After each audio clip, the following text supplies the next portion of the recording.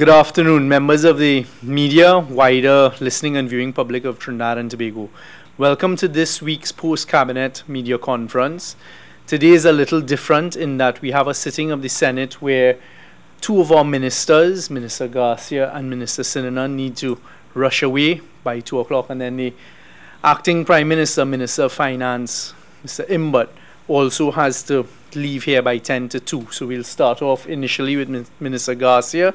He'll take a couple questions, then Minister Sinanan will take a couple questions. They will depart. Then the acting Prime Minister will do the same. Say what he has to say and take a couple questions, and I will stay behind and you'll have the pleasure of my company afterwards. So let's start with Minister Garcia. Thank you very much. Today I want to focus on the issue regarding the principals of the private secondary schools.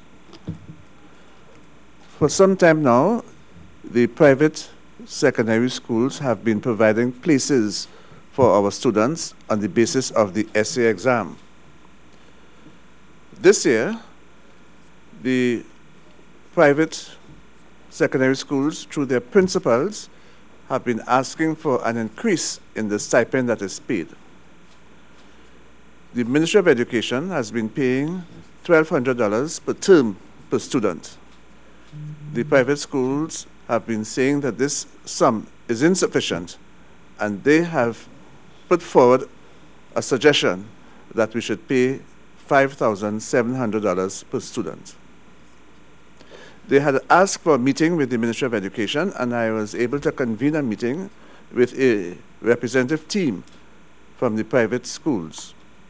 At that meeting, they were given the opportunity to put forward their position. At the end of the meeting, it was decided that we would appoint senior officials of the Ministry of Education to discuss with them the way forward. This was done under the direction of our one of our senior officers, the Director of Planning at the Ministry of Education. 2 meetings were held, and during those meetings, the private schools were asked to present to us certain bits of information. Although we did not receive all the information that was requested, we decided to come up with a position. That position has now been organized, and only this morning, the Permanent Secretary of the Ministry of Education gave me a copy of that position. We will be discussing that at a meeting of our strategic executive team on Monday. And when this is done, I will present a note to Cabinet. And depending on Cabinet's decision, we'll go back to the private schools, the private secondary schools, and let them know what is the position. In the media, in fact, in one arm of the media, it was carried as though there was a fight and there was this large measure of controversy between the Ministry of Education and the principals of the private schools. I want to tell the media now and the national community that as far as we are concerned, there is no fight, there is no battle. We are simply doing what we have to do in accordance with proper principles. The schools have put forward a position. We have looked at the position, and in keeping with the finances, in keeping with our capabilities, in keeping with good practices, we have discussed those positions. Cabinet is the only arm of government that can take a decision where this is concerned. And I have been saying over and over that the position will be taken to Cabinet. After Cabinet decides, because Cabinet is the only arbiter where this is concerned, we'll get back to the private school principals and let them know what is the position. That's one aspect. The other aspect concerns the students themselves.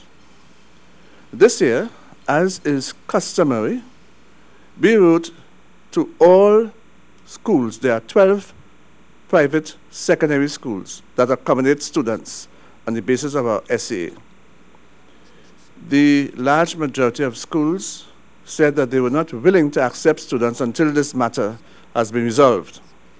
3 schools said they were willing to accept, and we were able to place students in those 3 schools. I must say that we were able to place all of our students who qualified for a space in the secondary schools this year. So there's no issue where that is concerned. I have heard the principals making statements with respect to students will not be placed and they'll be sent home and so on. On the basis of the 2018 essay exam, all the students who qualify for a space or a place in our secondary schools have been placed. As I said before, when Cabinet has come up with a decision, that decision will be communicated to the principals and we can move from there. And that is the position. I have no fight with nobody. Thank you. Okay, Minister Garcia could take a couple questions before he departs to the Senate. Any questions on that? Shalisa.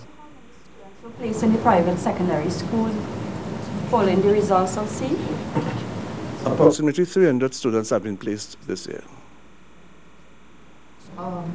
Has this now created an issue of overcrowding in the government schools? I will not say overcrowding, but we have made arrangements after consulting with our principals to accommodate all students. So students have been accommodated in the government schools and the government-assisted schools and the 3 private secondary schools. So are you willing to say what are the 3 private secondary schools that were able to take the students? Johnson's Finishing School, Open Bible Secondary School, and the 3rd school doesn't come to mind readily. But those are the 3 schools. How many students they will be able to accommodate these 3 schools? I said approximately 300. Could you say how much was expended by the ministry for the last term for all of the students that were already in resources?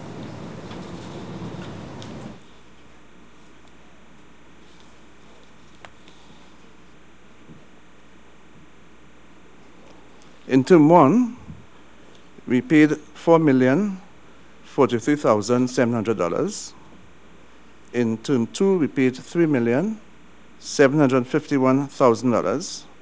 And for term 3, we have not yet paid, but what it amounts to would be about $3,845,000. Minister Garcia, at the most recent press conference, they said there's a likelihood that some of these schools may be closed in the new school term, leaving about over 2,000 students without a place to go. Has the ministry considered what it will do if a situation like that does arise? Well, I don't know what they're talking about when they say that schools will be closed.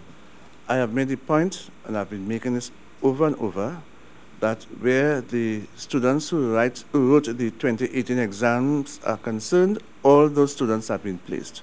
I don't know if they are referring to students who are now in their schools.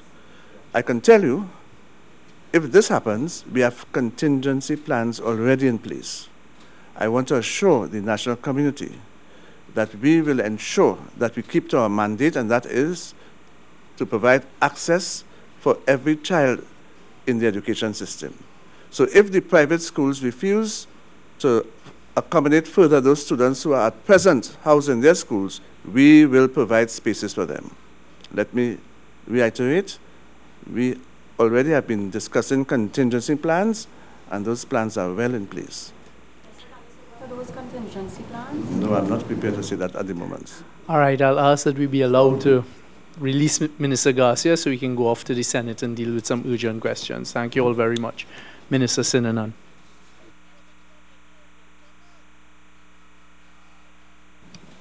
Good afternoon. Welcome to members of the media.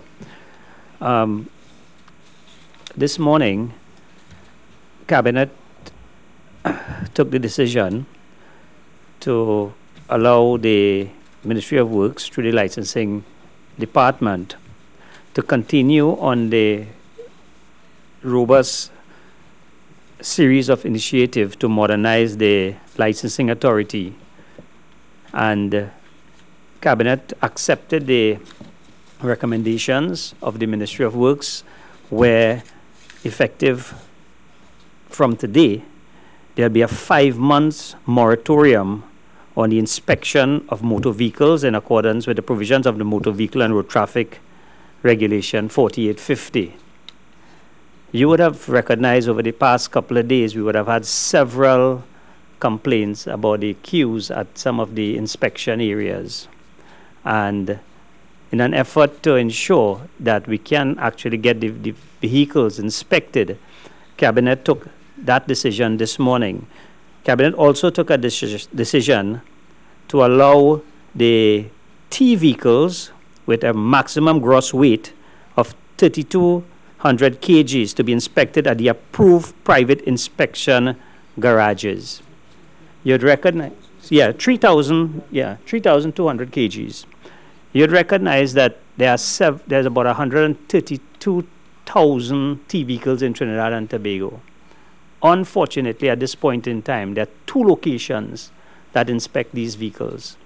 It is virtually impossible to have this quantity of vehicles inspected at 2 locations in Trinidad. And this have been a source of concern because there are a lot of allegations of vehicles actually having inspection stickers but not being presented for inspection. And if you do the maths, it's virtually impossible to inspect 137,000 vehicles, T vehicles at 2 sites. So Cabinet have accepted the recommendation of allowing the T vehicles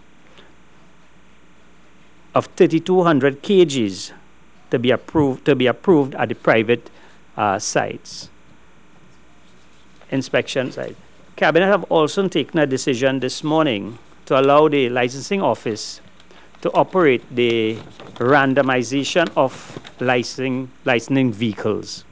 What this is, some time ago, the license office went to a sequence number where the computer-generated numbers would run from 2 all the way to 999. Unfortunately, there was still a lot of complaints that the system was being manipulated, and certain people were getting numbers. The allegations was that people were still paying and getting special numbers. This randomized automated systems allows the numbers to be computerized, and the computer will generate the numbers, so no one will be able to manipulate the system. There were allegations that the site were being shut down at different locations, and certain people were getting numbers. This system will eliminate that. And it will also speed up the system of registering vehicles. So no longer will, we should have the complaint about vehicles are taking too long to be licensed. So those 3 measures were taken this morning, and we expect that will bring some sort of relief to the vehicle owners in Trinidad and Tobago. Mr. Sinanan will take a couple questions now. Indicate exactly how many of these private centers where we're talking about that will be doing the T inspections, and are there any type of special, incentives, assistance being given to them to facilitate this type of arrangement? Sure. We have about 70 stations operating right now.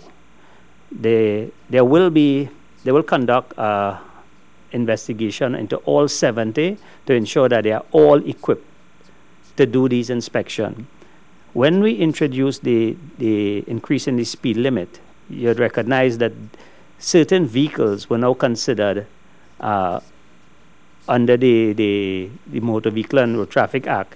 Once you're below the 3,200 kgs, you are allowed to, you are treated in a specific way in terms of your speed as a private car.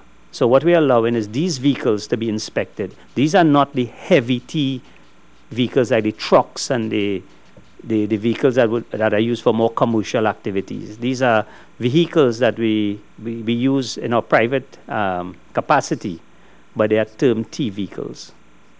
Like SUVs, pickups, right. And that sort of thing. Exactly.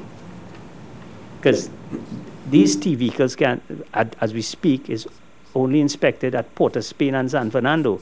Even the new Caroni site was not inspecting these vehicles, and I mean that had me if you work the maths out, it is virtually impossible. And these vehicles are inspected annually. How are you going to inspect these vehicles annually if you just have 2 sites?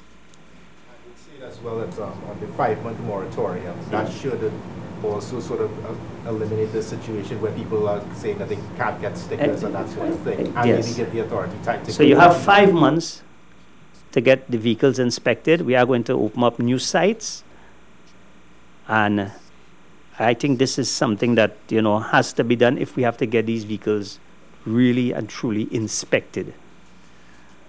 One more thing, the 5-month period, that starts from this month? Or Yes. So this will take us to the end of the year, and from January, we expect that all the vehicles should be inspected, and the authorities will have, I mean, no one can say, well, you know, they need more time. And we expect people to use the 5-month moratorium and not wait for the rush, because as you all know, this has been the law for quite some time, and it's again an issue when we come to enforce the law. Everyone says, well, you know, it's a bottleneck. So you've been given a 5-month moratorium, get it done in the 5-month period, please.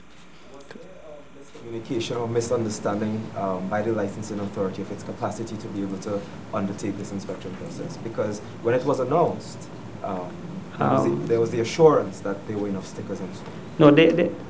No, we have to understand the law remains. Vehicles are supposed to be inspected annually.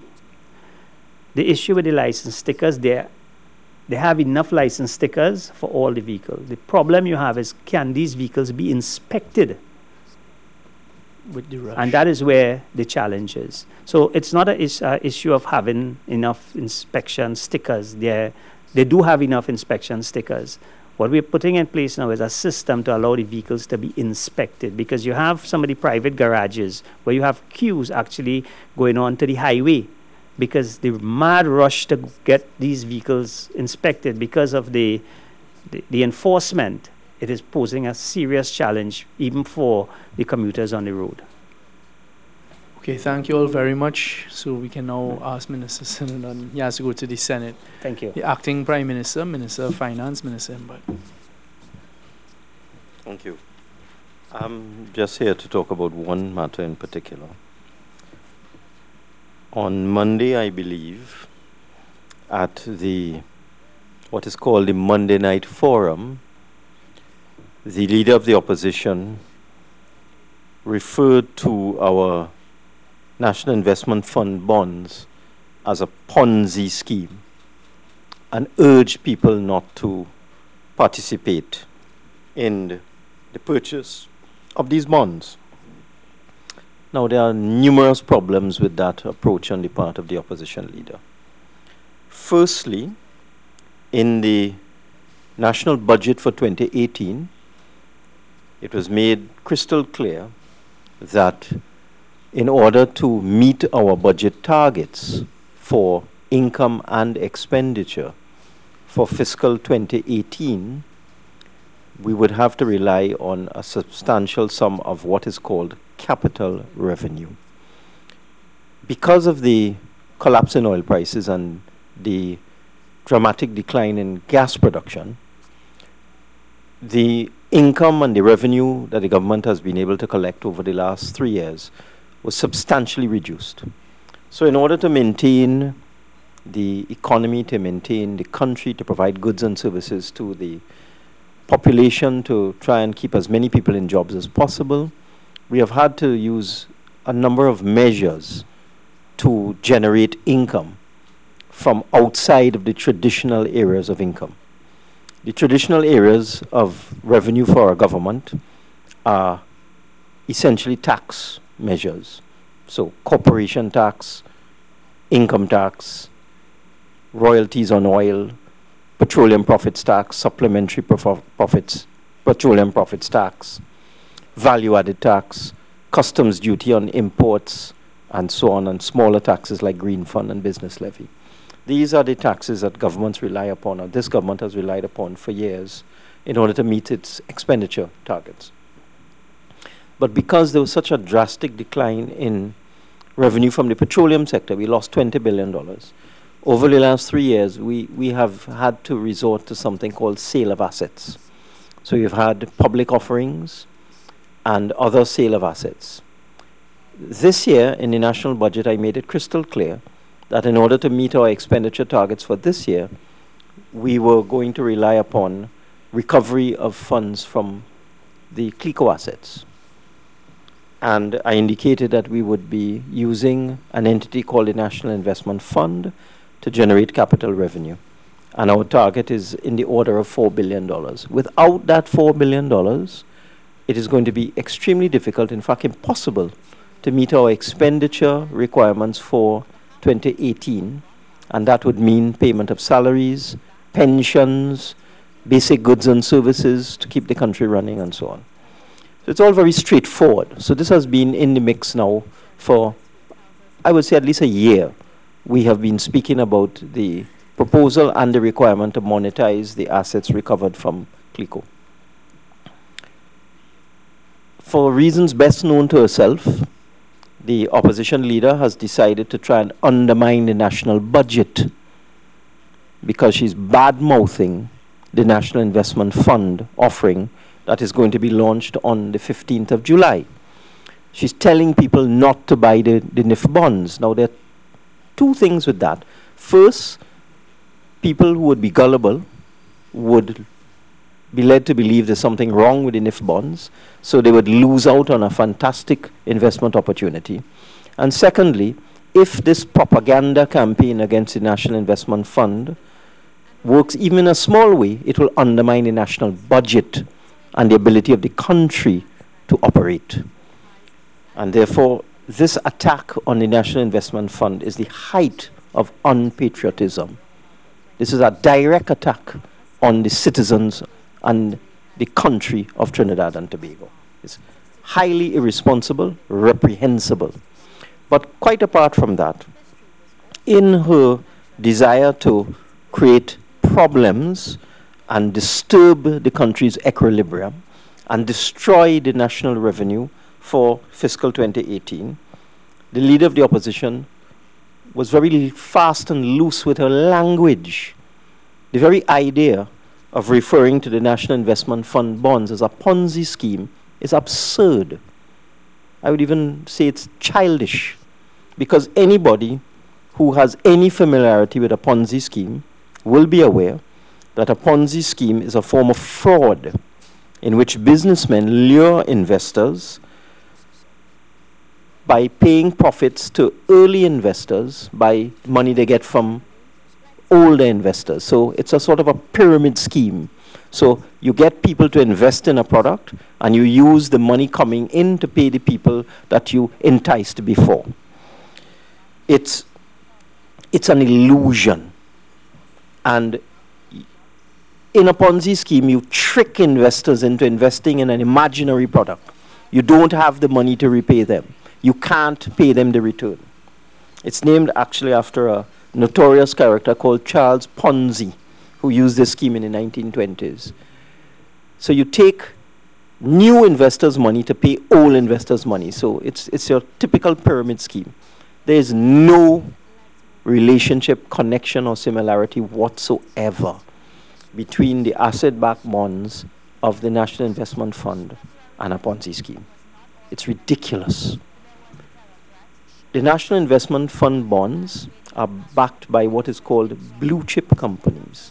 A blue chip company is a well-established company that is unlikely to diminish in value or is unlikely to decrease its dividend yield or its income generation. The majority of the assets in the fund are the shares of Republic Bank. Republic Bank has maintained its value, and if you look at Republic Bank over the last 10 years, it has in fact increased its value over the last 10 years. Republic Bank's profits continue to increase year after year. In fact, one of the things that has struck the IMF in their current Article 4 consultation with the Ministry of Finance, because we are in the process of our annual Article 4 consultation with the IMF. One of the things that struck them, and I saw it in their draft statement, is the resilience of the local banking sector. In fact, they're quite amazed at the ability of local banks to weather the recession.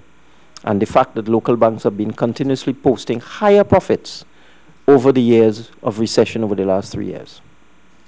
By attacking the National Investment Fund, what the leader of the opposition is saying is that Republic Bank will somehow collapse in its value, and Republic Bank as a bank will fail.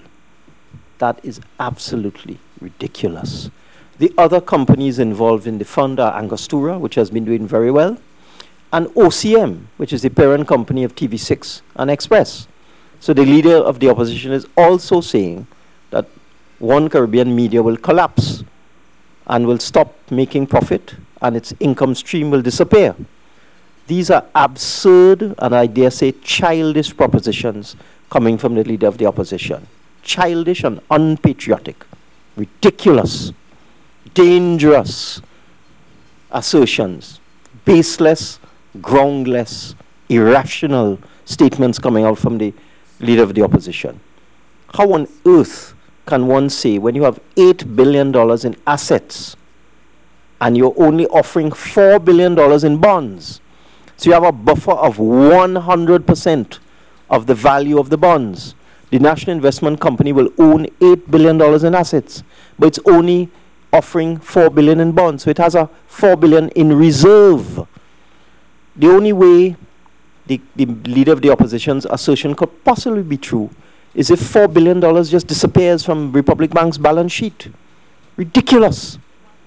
And what we have done in order to give back to the country, because I noticed that the leader was also attacking that, the leader of the opposition, annoyed with us for saying it's a gift, but it is a gift.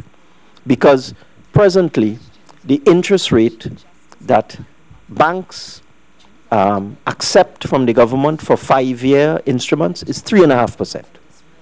For 12-year instruments, is 4.7%. For 20-year instruments, is 5.6%.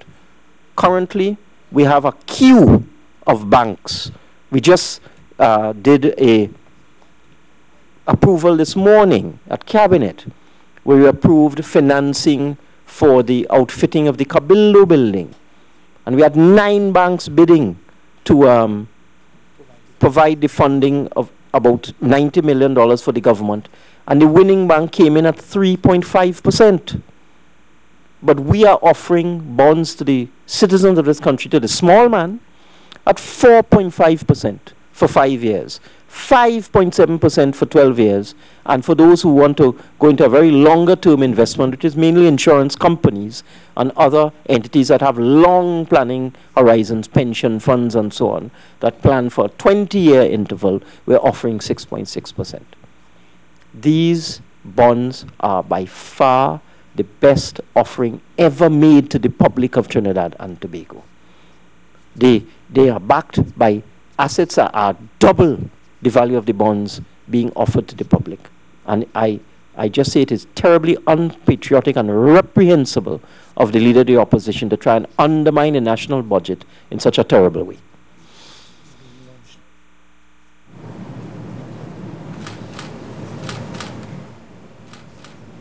And the prospectus for the offering will be approved next week, and the bonds are going to be offered to the public. Is it the week after that? From the 11th of July, the prospectus will be out. And in order to back up what I've just said, because this is my opinion, but I'm not the only person who has a view. The Caribbean Credit Rating Agency, CARICRIS, yesterday gave the NIF bonds a AA rating, an investment grade rating. So it's not me that's saying that the NIF bonds are a great deal. It is CARICRIS.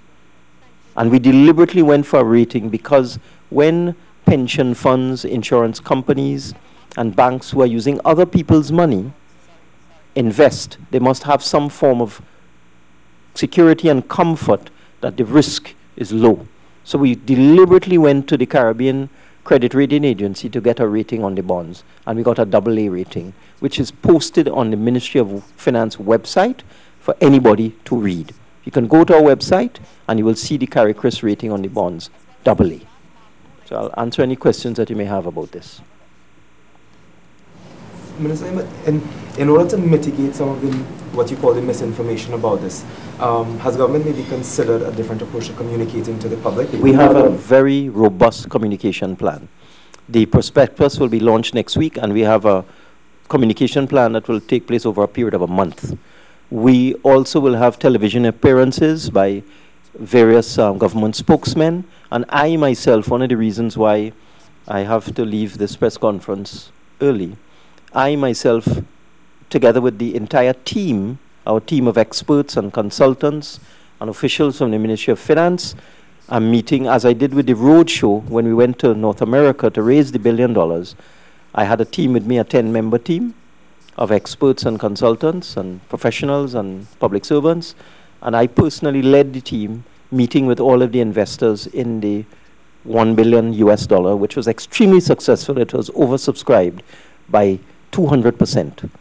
I personally am leading the team with all of the public servants, the consultants, the auditing firm, our experts, meeting with institutional investors, banks, insurance companies, pension funds, conglomerates, etc., starting from this afternoon. But in addition to that, this is going to be a team effort. The entire cabinet and government will be involved in the promotion of these bonds, and we'll be reaching out in many different ways, through an advertising campaign and in media appearances as well. Minister Young, you want to give some information? As Minister Imbert has indicated, following up on that question, obviously government is taking this thing very seriously. There are a number of tiers of communication. Minister Imbert is leading the charge with the institutional investors. We will be having various spokespeople because, as we've said in the Parliament and as we're repeating now, we really have come up with this as a gift to the lay people in Trinidad and Tobago, what we call the man on the street. So yesterday I met with the team from a communications point of view, and you will see launched next week a very, very forward-moving and revolutionary campaign for everyone to understand why this is a good investment and why the NIF rally at $1,000 start price, everyone who has $1,000 should and could invest in this NIF. We'll be using various spokespeople on the radio, on television, media, but the reason we can't launch it as yet is because it is still awaiting final approval from the SEC, the prospectus that Minister Imbert referred to, which we expect to receive on Monday. So come Monday, once that is given the green light, you will see everything start to flow from Wednesday. Intense communication, social media, every aspect of media will be will be used for communication, and different messages at different levels and different tiers. If I'm not mistaken, it was initially announced as shares, like NEL, but now we're offering bonds. Can you explain why that? Yes, I made that clear when I piloted an amendment to the Corporation Tax Act recently to allow the dividends to be tax-free for corporations. They already will be tax-free for individuals, but we are allowing the dividends to be tax-free for corporations as well to make the bonds more attractive. We had looked at 3 different models, because we've looked at the experience in Trinidad and Tobago. We look at the experience of the unit trust. We look at the experience of the NINEL, the National, what is the E for? Enterprise Limited. I thought it was Enterprise. And SIF, the CLICO Investment Fund, and the other private offerings outside there, government offerings as well, government auctions and so on. So, and then the IPOs, the FCB IPOs, APOs, the TTNGL, Phoenix Park, public offering and so on, and other private offerings that have been in the stock market. So we took a very comprehensive look and examination at the response of the Trinidad and Tobago public to investment opportunities. And looking at the experience with NEL, with SIF, and with other offerings to the public, the FCB, the TTNGL, and so on, what we concluded at the end of the day is that if there's too much risk, little people in particular would not be inclined to invest, because there might be a feeling, and there is a feeling, that people might lose their money. Remember the CLICO experience, where people were attracted by very high interest rates, but the assets were not there to back up the investments. And some have said that that might have been a Ponzi scheme, because you were luring investors with very attractive returns and using the money of the new investors to pay off the old investors, or you were encouraging them to keep it in and roll it over and so on. I say might. I am not making any statement on that. But we looked at the little man because we really want the little man to benefit from this. If you are a retiree or you have some savings, what are you to do with your money? If you put it into the Abercrombie fund at FCB, you will get 0.9%. And that's probably one of the better yielding investments at this point in time. I think the money market fund at Unit Trust is 0.7% or 0.6%. The other banks, Republic Bank, Royal Bank, etc. If you put it into any of the funds where you have a guaranteed return or a more or less guaranteed return, you're getting less than 1%. So what is the retiree or the person on a fixed income supposed to do with their savings? It's terrible. And you've gone from a situation where previously you were getting 7% and 8%, and now down to 0.5%. Look at what we are offering. The little person who may have got gratuity, 200,000, 300,000 or whatever, if they put that into any deposit arrangement right now, for every $100,000, you might get back $1,000. You have 200,000, you might get back $2,000 for the year.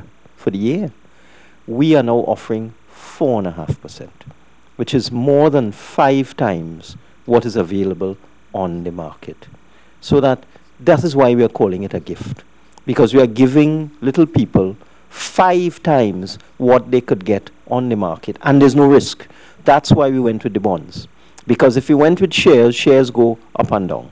If you went with units, units go up and down. So people might be skeptical, even though the assets that would underpin the shares or the units would be blue chip, but people might be skeptical. What we decided to instead is give you a bond with a guaranteed return, and you can sell the bonds. So if you get into trouble and you need to dispose of these bonds quickly, you can trade them. They will be traded on the stock exchange. And let me explain why this is such a good deal. The assets from the fund earn about $400 million a year. The requirement to pay off interest to bondholders will be about $200 million a year. I'm just using round numbers. So that there's an additional approximately $200 million a year, which we are putting into a sinking fund to generate the necessary funds to repay the bonds on maturity. Now, not everybody is going to cash in their bonds on maturity, because remember, you're getting a good interest rate every year. You're getting an interest every year. That 4.5% or that 5.7%, you get every year, you're getting that. So someone might decide, this is a good return. I will keep it in the system. I'll roll over my bonds. But we're assuming, unlikely, that the majority of people may wish to cash in their bonds. So we are creating a sinking fund from the second half of the assets that will repay the bonds on maturity. So this thing is really ring-fenced and ironclad. There is no risk whatsoever that this thing could possibly fail. And it's also a state corporation, which is wholly owned by the government as well. Okay? Any more questions on NIF? No? So this will be available from like Wednesday? Next week. From next week, We're Wednesday. going to have it 11th out in the system for about a month. Correct. So there'll be a prospectus. There'll be a lot of advertisements. So if there are any questions that people may have, and I'll be going on the road, and other people will be in the media and so on. And we think any question that could possibly be asked of us, we have a good answer for it. But this is a tremendous opportunity. And I really was disappointed that the leader of the opposition would try to prevent little people from investing in this fund. I really was disappointed at that. Minister, good afternoon. Did the leader of the opposition or any of other government's critics have any suggestions as to what could have been done with the assets then that might have been as beneficial to the people as at all? I've read the leaders of the opposition speaking notes. It was entirely negative. It's designed as a propaganda campaign to poison people's minds against NIF. She had absolutely no ideas or suggestions at all. It's designed to undermine the national budget and poison the minds of little people so that they won't benefit from this tremendous opportunity that we're giving them. And that could be an issue of sour grapes, because you all will remember that the assets backing this fund are recovered from the whole CLICO CLF debacle, which under them for 5 years and 3 months, they were unable to do anything positive to recover any money for the taxpayers of Trinidad and Tobago. In fact, that's a very important point. Quite a significant amount of the assets were tied up in CLICO Investment Bank, which they were unable to distribute for their 5-year period. We have been able to distribute the assets to creditors, both individual creditors and government creditors, from CLICO Investment Bank. They couldn't do it. I don't know if they didn't want to do it. I don't know if they weren't competent enough to do it, but the fact is they couldn't do it. We, this PNM government, has been able to distribute assets from CLICO Investment Bank to creditors such as the government, National Gas Corporation, I think it's 100 NEL, NEC, etc., and 100 private investors who were owed money by CLICO Investment Bank. We have been able to do that. So maybe Mr. Young is right. Maybe it's sour grapes. Who knows? All right. I think Minister Imbert, the acting Prime Minister, has to leave at this stage. There's just one further announcement for me to make, and then I'll take questions from you all on any other issues you may wish to raise. Okay. Thank you.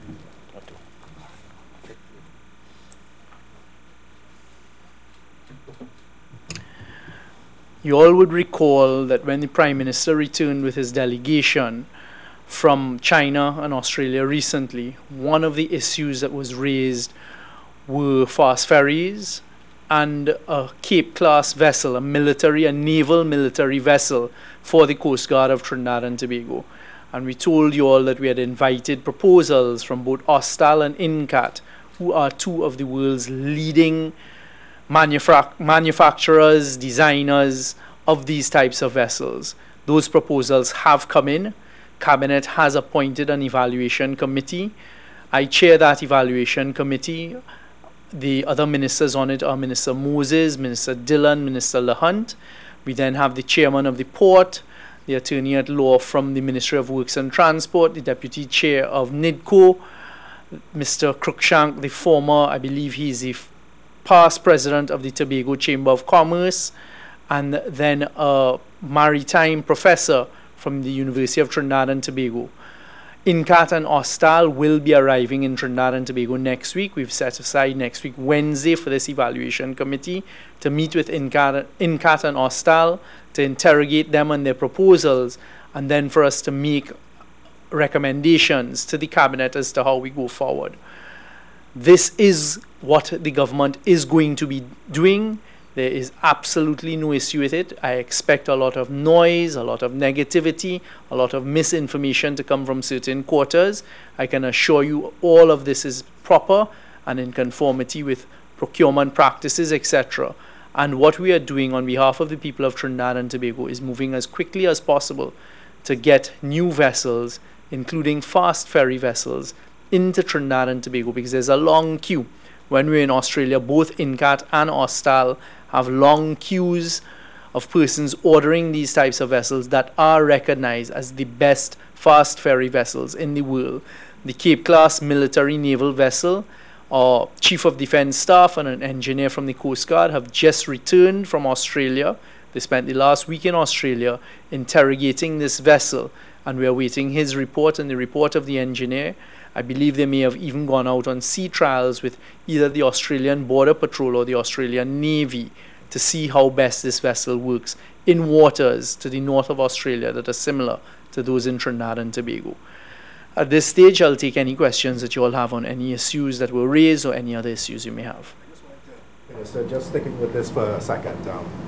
Outside, is there a contingency that say, is it expected therefore that either the agreement will be made with either Austal or INCAT, or if we reach a situation where neither proposal is accepted, then where do we go from that point? I've stood here before many times and said I don't speculate and I don't have a crystal ball.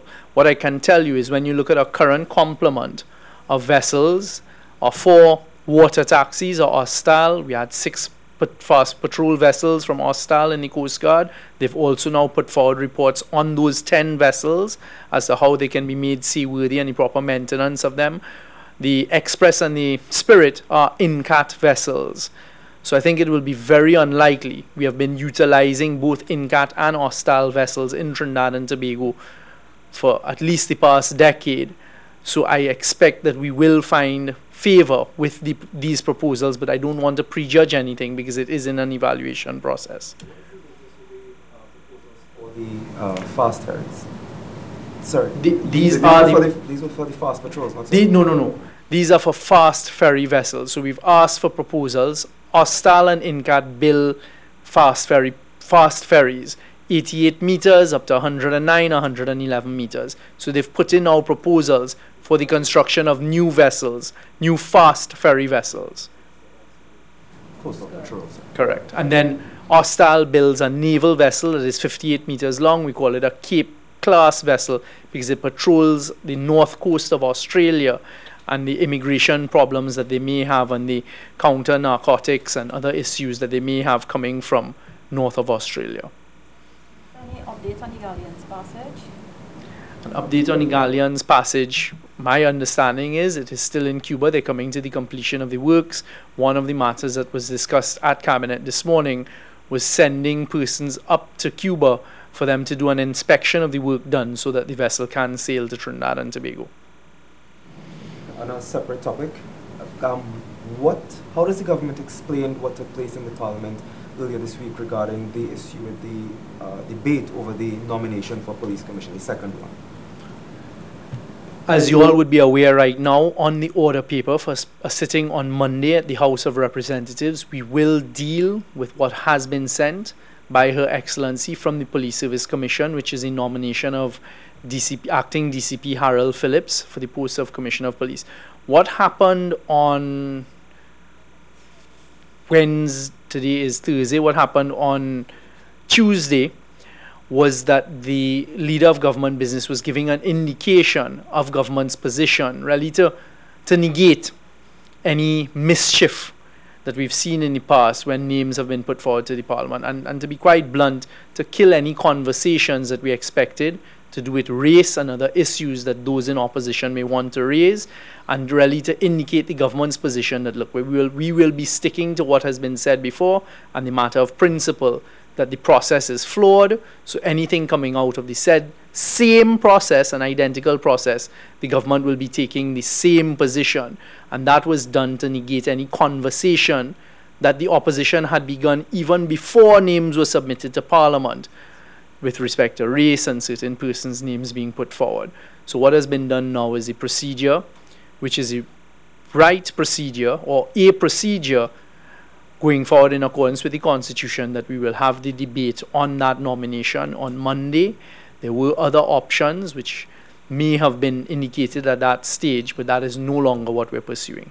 Minister, could you indicate, as we're talking about the process being flawed, then how does the government view the statement by the Police Service Commission when they say they don't have the time, the money, or the resources to do over the process? If the process itself is a flawed process and it's been identified by the House that this is the problem and the PSC is saying we can't do over a process, what is the solution here? I don't want to get into anticipation of what may take place on Monday, but if you go back to the Hansard, and our only contributor on this was the Prime Minister, and you go back to his contribution, you will see what was said about the process being flawed.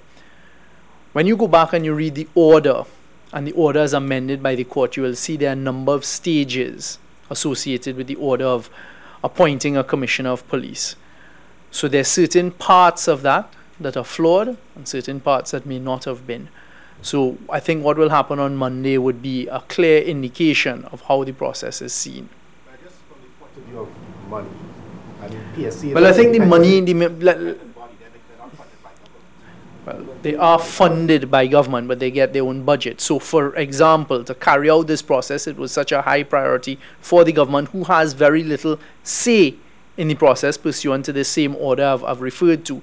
The government had some quick decisions to make, and Cabinet took a decision to provide the funding for this process. At the time, we thought the funding was too high.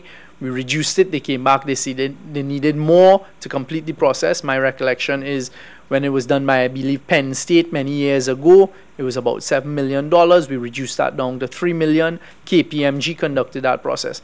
So what I understand the Police Service Commission to have said is that they don't have money to go and recommence the process from scratch. That is the KPMG process. But as I say, when you look at the order, there are various stages of this process. From what I understand, you're saying that government's position remains the same because it was the same process. So what happens moving forward? Let's wait for Monday and hear what government's position is. There seems to also be a variance in position with what the PSC is saying, what government is saying. The PSC is not of the view that the process is flawed. So if it is that they're not of the view that... Well, I don't know if that's quite right. When you read the PSC's letter, they have taken into account somewhat. Now, all we're doing is we're reading correspondence. That's what we all have in front of us. They have taken into account what they said, what was said previously in Parliament, and what Parliament has indicated some of the issues they had with the process are, and they've gone back in now. They say, for example, they consider public interest and a number of other points as to how they should go forward and what it is they should do. I don't want to say much more on this at all because it is before Parliament. I don't want to anticipate, and as you say, the Police Service Commission is a big part of the process. So I would prefer that we wait for Monday and see how it unfolds, and the government will say what its position is on Monday. This is a separate topic. Well, given CARICOM's marijuana committee's proposal to decriminalize the use and possession of marijuana, will the government now be considering moving in this? I don't think there's a CARICOM position. From what I understand is there are a body or bodies that did a study that has or is to be presented to the CARICOM heads of government now as to what they think should be done with the decriminalization of marijuana. As you know, there are some jurisdictions, or maybe just one, Jamaica, that has taken certain steps in the decriminalization of marijuana within the Caribbean, within CARICOM. So it is not that CARICOM has taken any decision. It's quite the contrary, that a report is supposed to be put before the heads of government of CARICOM. They will deal with it, address it, fully debate it, etc. Again, I'm not there, and I don't want to anticipate what may be the outcome of that.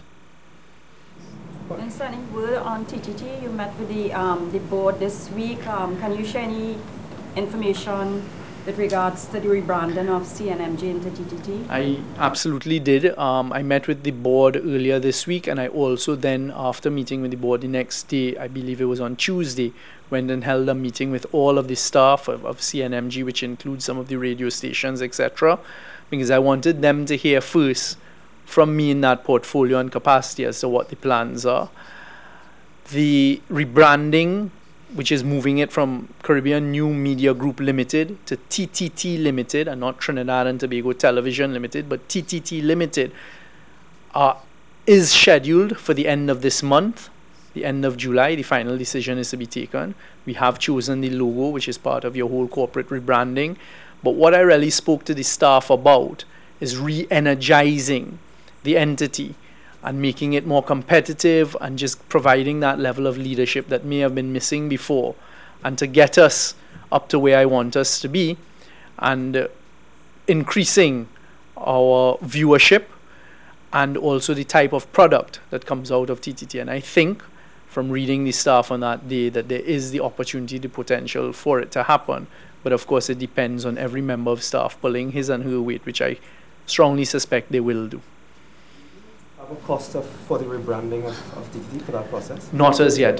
That was one of the things I spoke to the board about, to tell them, of course, in my view, it has to be kept to the bare minimum. It should not be a costly exercise because we did not go and hire any firm to come up with the logo, etc. We came up with that ourselves, so that immediately cut out huge costs, because as you would know, for example, with the rebranding of Massey, other brands like First Citizens Bank to FCB, they go out and they hire consultants and PR specialists, etc. We didn't do that, and that cost millions and millions of dollars. We didn't do that. We came up with it ourselves, and I'm looking forward to it.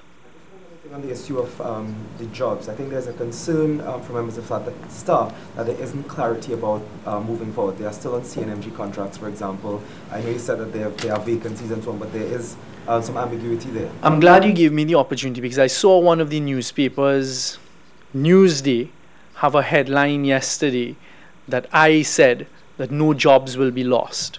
As you all would know by now, I'm very, very careful in my choice of language. The board has been mandated to take a look at the structure. So there's a structure that exists. That structure may need expanding, it may need contracting, etc. What I told the workers is we are not coming in here to shut down CNMG, which was what was articulated before, which would have meant retrenchment, severance, etc. A rebranding, and in particular in law, is a change of name. So things like contracts, etc., this happens all of the time. You can change your name from Company A Limited to Company B Limited. It's a seamless transaction. It doesn't affect anything with respect to the legality, and because you're still contracted with the same entity, it just has a different name. So that is what's taking place. So the same thing continues. So the workers who have, as one element of third parties, contracts as with CNMG, your contract continues. It's now with TTT Limited. We are going to look at it. One of the questions asked, quite frankly, was about increases in salary. So the discussion I had there was, look, we're looking at job preservation. I certainly am not promising, and I give no assurance of any increases of salary, but what I will do is fight hard to make sure that jobs are maintained, and let us turn this around. Let us make it a profitable organization, or at least reduce the subvention and the dependency on government by capturing more advertising revenue, getting into production and other areas. And to be quite frank, and to speak to you, the members of the media, a big part of the message was we want to get positivity out because things have become too negative, the use of false news and social media, etc. Let us combat that and get the positive messages out.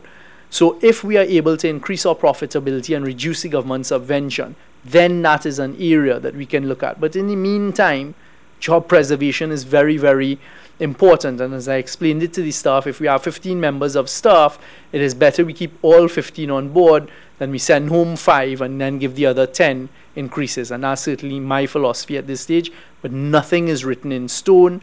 I'm waiting for the board to come back to me with the mandate I've given.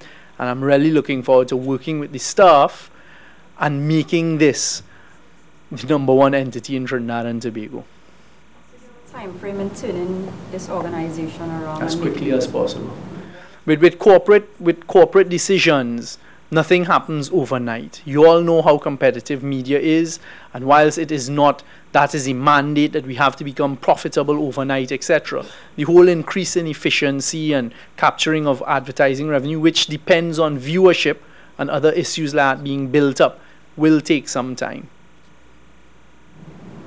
Okay, any other questions on any other areas? Thank you all very, very much for your time again this week.